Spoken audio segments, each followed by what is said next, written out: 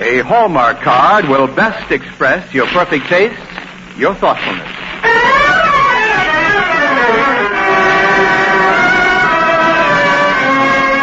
Welcome now to our show. Here's a friend you all know. Charlotte Greenwood is with us again.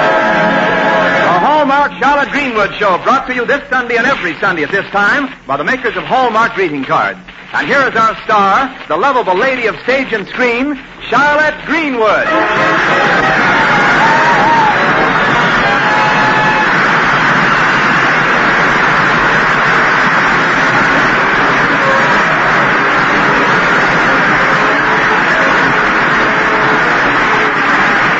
Now to the editorial room of the Lakeview Post-Dispatch. That's the newspaper, you'll remember, which let Charlotte give her time as a reporter to get experience, and found that the paper was getting the experience and Charlotte was having a time. Today, as usual, Charlotte's on the phone talking long distance to her manager in Hollywood. And she said, No, Roger, I positively can't leave for Hollywood today. I can't get a ticket. The trains are so crowded, the engineers are sitting in the fireman's laps. Why don't I come by bus? I love to ride the buses. You sit on such interesting people. The travel situation is terrible, Roger. Out at the zoo yesterday, I saw a traveling salesman trying to coax a kangaroo to take him to Kansas City. I think he made it, too. When I left, it was practically in the bag. Hey, Charlotte. I have to go now. The city editor wants me. Bye. Yes, Mr. Anderson? Have you seen Tommy around here? Tommy Brooke? No, I haven't. Oh, darn that cub. Works himself into a lather 1 minute, and the next time you try to get your hands on him, he slips away. Are you talking about Tommy Brooke or a bar of soap? Well, this is serious, Charlotte. You see, I'm expecting a very precious little bundle. Oh, how wonderful. What's it going to be, a boy or girl? A girl. A boy. Neither. It's my laundry. Laundry? Oh, you mean your shirts and socks and pajamas and, pajamas? Yeah, that's right. They've all been washed and ironed, and the driver of the 7 o'clock bus has them ready for me. Oh, that's ridiculous. How can a man wash and iron while he's driving a bus? He doesn't wash and iron while he's driving a bus. You mean he stops to do the laundry? No wonder the buses are late. No. It's simply this. With the situation so tough here in Lakeview, I got smart. I looked around in the suburbs and found a nice little hand laundry. Mm-hmm. Well, personally, I prefer to wash my own hands. No. How did I get tricked into this anyway? Now, look, I send my laundry out there by the bus driver. He drops off my bundle, then picks it up on his way back. Say, that is a good idea. You're telling me. Mm-hmm. No worry, no trouble. I can send out my shirt and laugh at Lakeview Laundry. Looks like the shirts are laughing at you, too. Yes, in fact, it's splitting its sides. What? Hi, Miss Greenwood. Hello, Mr. Anderson. Well, Hello, Tommy. where have you been? Out to high school to take pictures of the basketball team. Well, all right, but it's after 7 o'clock. Oh, gee, this is the night your laundry comes in, isn't it? I'll dash right out to the bus depot and get it, Mr. Anderson. Oh, we got a pivotal picture of Jimmy Martin. Who's Jimmy Martin? He's the best-looking man on the team. Almost 6 feet tall. Boy, do they fall for him. Listen, son, height doesn't mean a thing. Look at me. I'm over 6 feet and nobody ever gives me a tumble. Come on, I'll dash over to the bus station with you.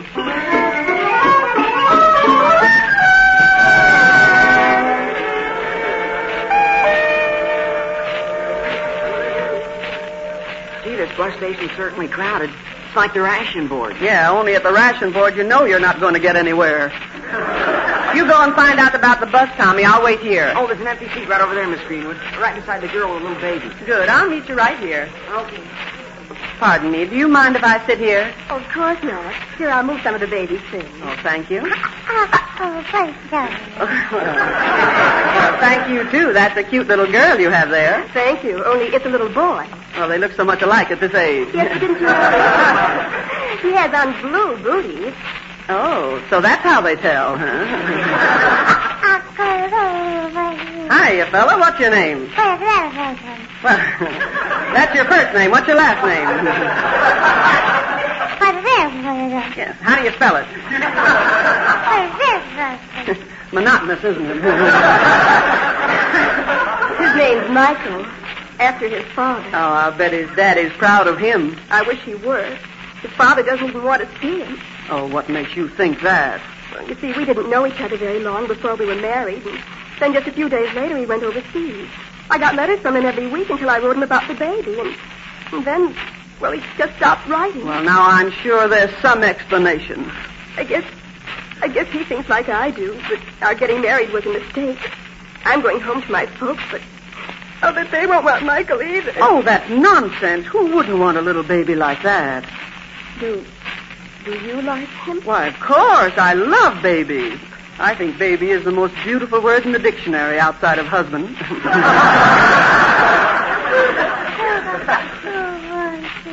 Oh, are you sure he's not a she? I wonder, would you mind holding him for a minute? I want to make a phone call before my bus leaves. Oh, I'd love to. Come on over here, Mike. That's a boy. We'll be waiting right here. Now, there goes your mother. Say bye-bye. I love you. Mike, you and I are going to get along swell. Hey, you little rascal, don't you wink at me. You're the first man that's winked at me in 20 years. Just a moment, madam. Just a moment. Aren't you a little crazy? What is it? Something wrong? Don't you see what you're letting that child do? He's chewing on your lace collar. And collars contain starch. Now, don't tell me at his age he has to keep away from starches. What do you know about babies? What do a great deal, madam, a great deal. I have 95 babies. I'm John J. Pettigrew. Well, and how is Mrs. Pettigrew? I'm afraid you don't understand. I am a director of the Phineas Finnegan Foundling Home and Haven for Indigent Infants. The Phineas Finnegan has... All right, you can go. Yes, it's the Phineas Finnegan Foundling Home and Haven for Indigent Infants. Yes, well, I'll bet when a child gets old enough to say that, he graduates. Well, Mike here isn't a foundling. He isn't even a lostling. There was no intimation of that, madam. None at all. But sometimes mothers do need babies here. In that case, I represent the home and see that the child is properly turned over. Yes, well, right now this child doesn't need turning over. But thank you, Mr. Pettigrew. Oh, not at all, madam, not at all. Good evening, and goodbye, baby. My sentiments exactly, Mike. Miss Greenwood. What is it, Tommy? That girl, the one this baby belongs to, you know what happened to her? She went to telephone. Telephone, nothing. I just saw her get on a bus. What? Yeah, the one that just pulled out of the station. Oh, good grief, Tommy. Do you know what's happened to me? What? I've just become a mother.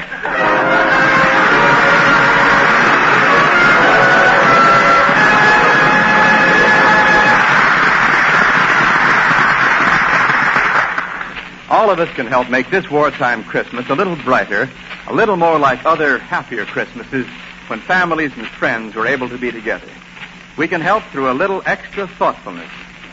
Yes, and through the warm, thoughtful messages of Christmas cards. Your Hallmark dealer has Christmas cards that everyone on your list will enjoy. For instance, among the family cards, you'll find a lovely sentiment that Mother will treasure, and a hearty man-sized Christmas wish that's just meant for Dad. There are colorful little cutout cards to delight the youngsters. In fact, you'll find a Christmas message that's suited to each member of the family. For friends, too, there are Hallmark cards, distinguished for charm, originality.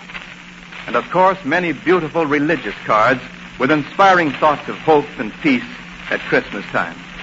Yes, there are Hallmark Christmas cards that say just what you want to say the way you want to say it. For a complete selection to choose from, go to your Hallmark dealers this week. Hallmark cards are on display at America's finest stores. Remember, a Hallmark card will best express your perfect taste, your thoughtfulness. Now, Charles Hathaway, his orchestra, and the Hallmark chorus in I'm Nobody's Baby. I'm nobody's baby. I wonder why.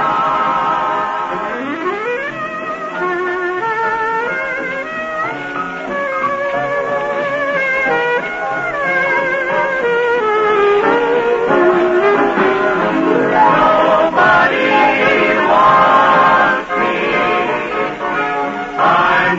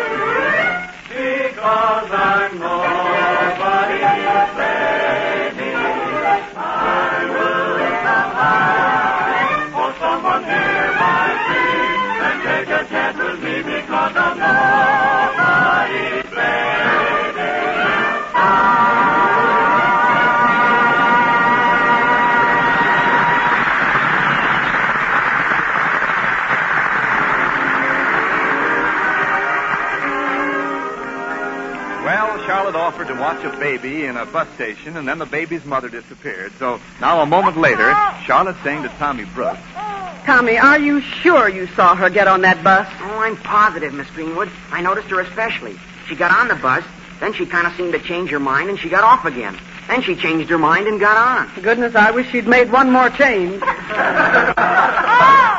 Yeah, make it 2. Oh, gosh, what are we going to do, Miss Greenwood? Oh, say, look, she left that bag there on the seat. Probably all the stuff you need is in it. Well, I hope there's an instruction book. You go find out where that bus went. Okay, Miss Greenwood. Gosh, I sure hope we can find the baby.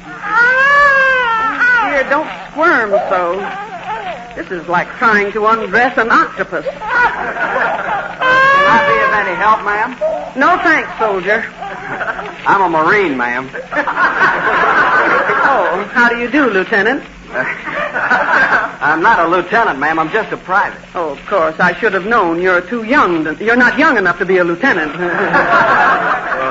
I saw you having some trouble with the baby here, ma'am. I thought you might need some assistance. Yes, well, he's the one that needs assistance. Well, just let me have him, ma'am. I reckon I can quiet him down.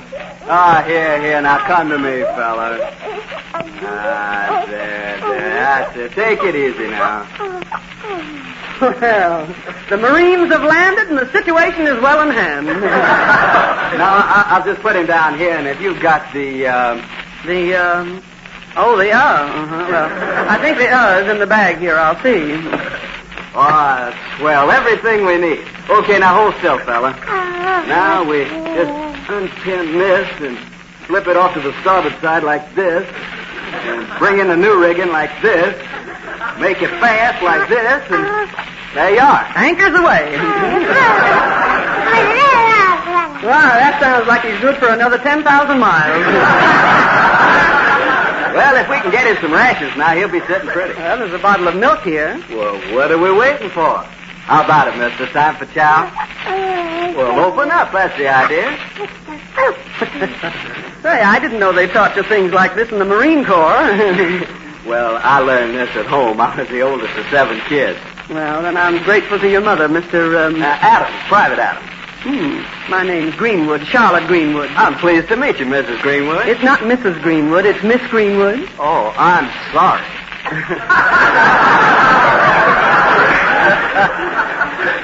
You're sorry. I kind of figured then the baby don't belong to you. You're wonderful at figures. In fact, the mother asked me to hold it, and then she went away on a bus. You mean she left it? Well, I'm sure she'll be back, only... What's the matter? Oh, you see that little man coming this way, the one that looks like the shirt front is pulling him? Yeah? Well, what about it? He was here a little while ago, and he's from the foundling home, and if he finds out the truth about the baby... You mean he'll take it? Well, wait, I'll let on like I'm your husband. What? Pretend we're married? Yeah, it'll make things look legal, won't it? Not only legal, but very interesting. Here he comes. I beg your pardon, madam, but I've been watching you two with this baby, and I'd like to ask you a few questions. Oh, of course, Mr. Pettigrew, only, this is my husband, Mr., what did you say your name was? Just a moment, what is this? Don't you know your own husband's name? Well, I've been away a long time. Just got back from overseas. Yes, that's right. But just the same, didn't you know your husband's name before you married him? Well, don't be silly. Before I married him, he wasn't my husband. Yes, I see. Well, there's something wrong about that answer. Young woman, while he was away, how did you support yourself? I work on the Post-Dispatch. I'm a reporter. You work on the Post-Dispatch as a reporter with a baby? What do you cover? What do you think? Where do you live? We live at the northwest corner of Elm and Lake Drive. At the northwest corner of Elm and Lake Drive. Why, yes. Wait a minute. That's the ballpark. You know, I thought it seemed a little drafty. Look here, I don't believe a word you're telling me. You see that clock over there? Why, you'll answer my questions, or in just 2 minutes. 2 minutes, mind you. At 8 o'clock, I'm going to call the police. Yeah? Well, listen, mister, at 8 o'clock you can go jump in the lake. I could... What? You threaten me? Why, I'll have you arrested. I'll have you jailed. Now, wait. Please, Mr. Pettigrew. Please, did you hear what he said? At 8 o'clock I can go jump in the lake. All right, don't get so excited. You've got 2 minutes yet. Police! Miss Greenwood, we better get out of here. Come on. Wait, but stop them. Those people are kidnappers.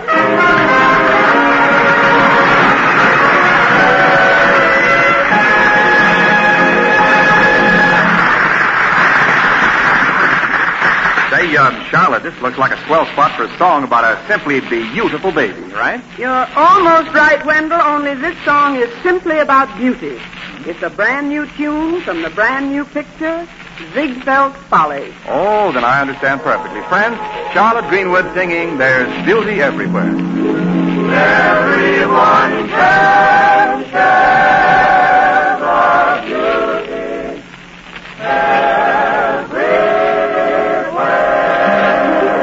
There's beauty everywhere that everyone can share. A lonely world can be unfurled to those see and care. We search for beauty, yes, through every livelong day. And then someone comes in you, and suddenly you find it true that love is beauty too. Love's the thing of beauty. Love is endless possibility.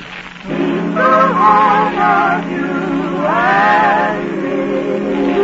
There's beauty everywhere that everyone can share. And there's no worthy word to be unsearchable, to see and taste. We search for beauty through every livelong day. And then someone comes in you, and suddenly you find it true that love is beauty. Love is beauty. Love is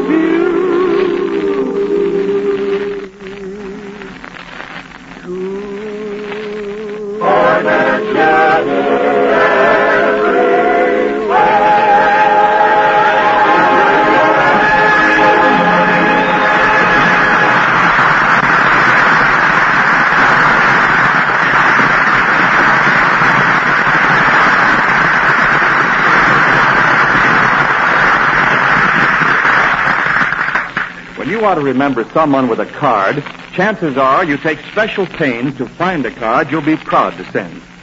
Well, there's one easy way to be sure that your card is the very finest. Just look on the back for the identifying words, a Hallmark card. Like the word sterling on silver, the words a Hallmark card on the back of the card you send are your assurance of quality.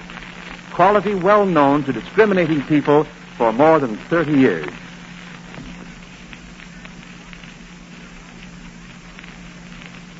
So when you're looking for a card to say just what you want to say, the way you want to say it, a card that lets your friends know you cared enough to send the very best, look on the back for the Hallmark imprint.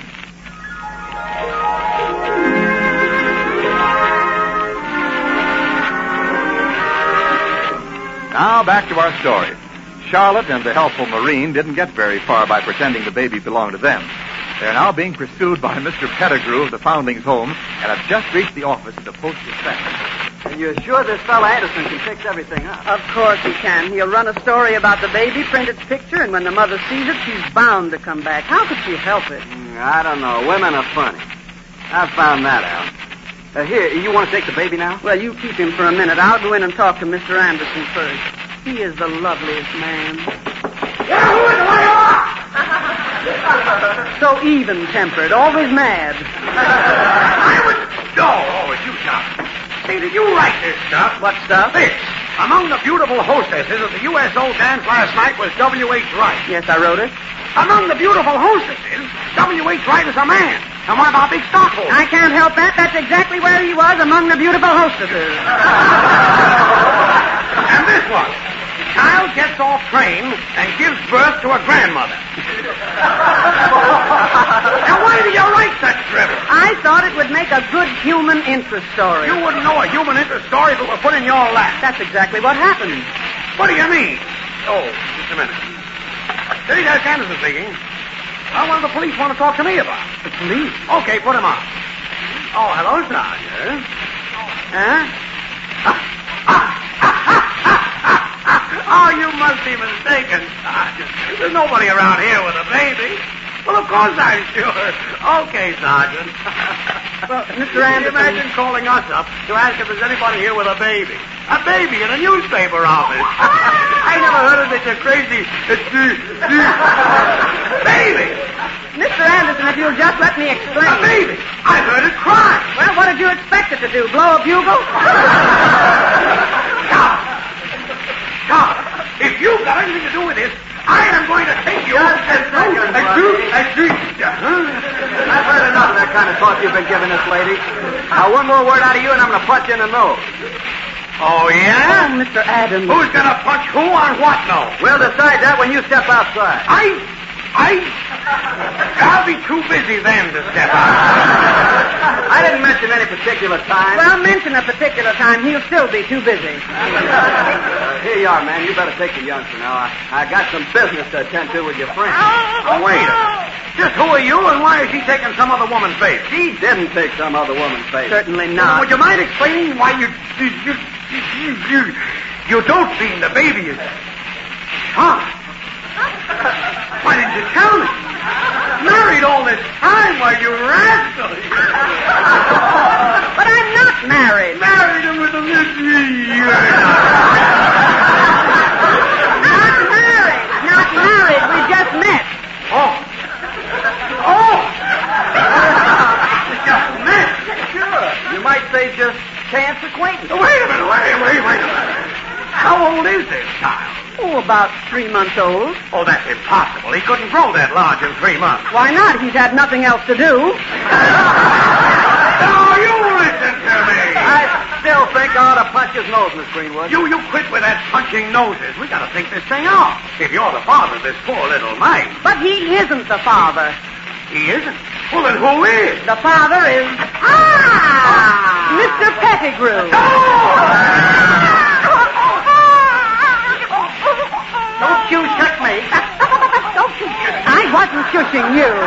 What do you want here anyway? That baby, it's mine. You?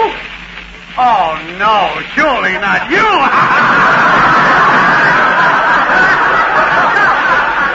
Yes, yes. And I'm going to take it. You are not, and don't let him, Mr. Anderson. He's already got 95 babies. 90? Now I have heard everything. Hey, maybe I better punch them both in the nose. Just a minute, young man. Just a minute. He means to say that there are 95 babies in the Phineas Finnegan Foundling Home in Haven for Indigent Infants. And I happen to represent it. Foundling home? Yes. Represent? Yes. You? Yes. And until this child's rightful parents are located, I'm taking it there. Now, just wait a minute. This baby is a foundling? Well, that's what I've been trying to tell you. Sure, and I've been helping to take care of it. I met her at the bus station. Supposed to meet somebody else, but she didn't show up. My baby. Hey, Miss Greenwood, I got her. Oh, Tommy, I knew she'd come back. I've been out of my mind. Give me my baby. Oh, my darling. Well, what do you mean? Why, Janie. Mine. Oh, Mike. Now, wait, now. Take it easy, honey. You're back home. Didn't you get my letters? Didn't you get my wire? No, nothing. No word from you. Nothing. Not since little Michael was born. Little Michael? Hey, you're not telling me... You're not saying he's ours. Yes, our baby. Oh, boy. Our baby. Why, he's terrific. Well, Mr. Pettigrew, what's the answer now? Oh, dear me. seems as if I've made a reputation for myself as a fool. Absolutely right. And do you want to stop now, or do you want to go on and try and double it? What am I saying? Charlotte, this is the greatest human interest story I've seen in years. I take back everything I said to you. That's all right, Mr. Anderson. And the man you will marry someday will get a prize. Say, that's an idea. How much do you think I ought to offer? Well, young woman, you certainly have a way with status. I need a woman like you. You do? Yeah. I can make it very attractive for you in our little home. No way. Now, you keep out of this, Mr. Anderson. This is the best offer I've had this year.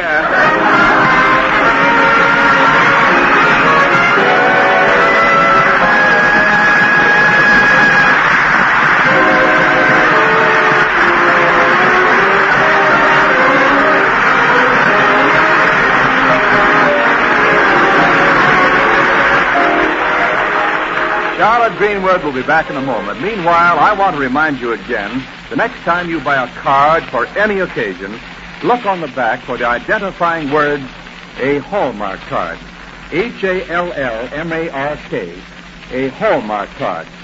Those 3 words are your assurance of finest quality. They tell your friends you cared enough to send the very best.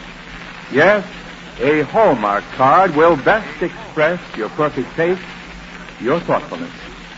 And now, Charlotte Greenwood.